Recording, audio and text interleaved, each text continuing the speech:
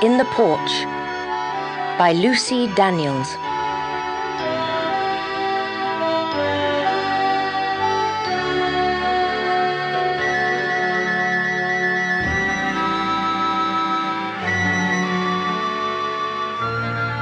Prince, the little Welsh pony, nibbled gently at Mandy's fingers as she fed him the last of the carrots she had brought for him from Animal Ark.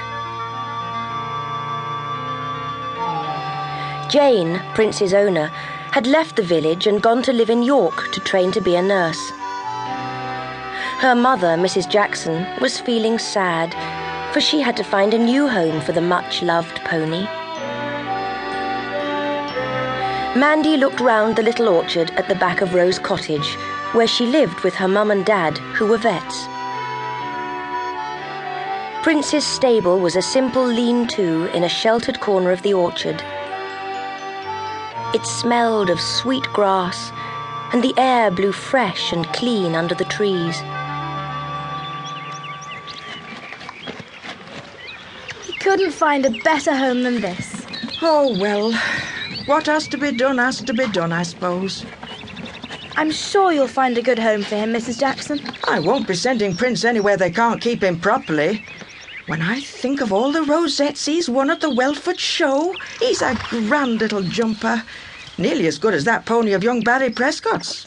Oh, but Barry's pony's star is bigger than Prince. I don't suppose you would want a pony now, would you, Mandy? I've got an ark full of animals. Mum says if we had any more we would sink. But I will miss him, won't I, boy?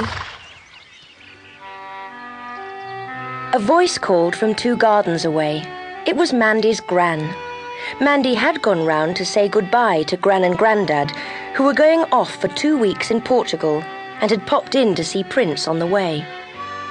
Mandy gave Prince a final pat, said goodbye to Mrs. Jackson, and went along to Lilac Cottage. She gave Gran a big hug and chivied Grandad out of his garden where he had been tending his prize leeks.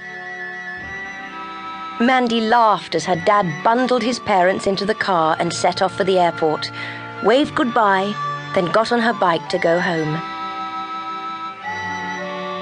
She had a few things to do at home, like pay a visit to a puppy that had been abandoned with a broken leg. Betty Hiddler, who ran the local animal sanctuary, had brought him in, and Mandy had named him Toby. There was a new girl in Mandy's class. She stood beside the form teacher, Miss Potter. She didn't look very cheerful. Miss Potter told the class that the new girl was Susan Collins from London, and that living in the country would be a big change for her, but she was sure everyone would help her, especially Mandy. As Susan sat down beside her, Mandy smiled. You'll soon get used to it. It must be hard coming to a new school. I don't want to get used to it. I want to go back to London. It was much better than this. Wait and see. You'll like it when you get to know everybody. I won't. I hate it. There's nothing to do. There's always loads to do in the country. You'd be surprised. Like what? Well, we've got the Welford show on Saturday. That's terrific. There are side shows and pet shows and a gymkhana and... Gymkhana? Well... You see, you'll like living here. I won't. And you won't make me. Not you or anybody else. Shh! Miss Potter's starting. By 3:30 that day, Mandy had decided that Susan Collins was a complete pain. She had boasted about the house she lived in, the Beeches, the big new house on the Welford Road, complete with stables and a paddock. Trying hard to be friendly, Mandy had said that must be terrific, only to be told that it was much better than living in a poky little cottage. Fancy living in an ark. Susan decided she would call Mandy Mrs. Noah.